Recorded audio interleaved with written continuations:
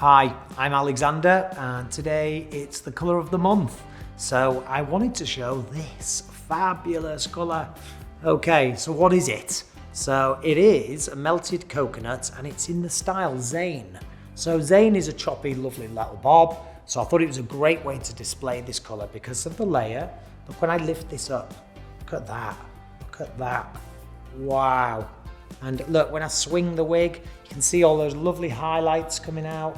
Look at that. So we have this gorgeous, deep, like chestnutty, chocolatey root, which is right rich. We have this almost like coconut shire. If anyone wants to know what coconut shire is, it's the hair on a coconut, that lovely kind of beigey brown warmness. And then look at that. Look at those low lights. I'm even going to turn the wig upside down to show you those underneath lights.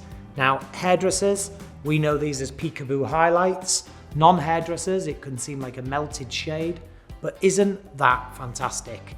This is melted coconut and it is my colour of the month this month.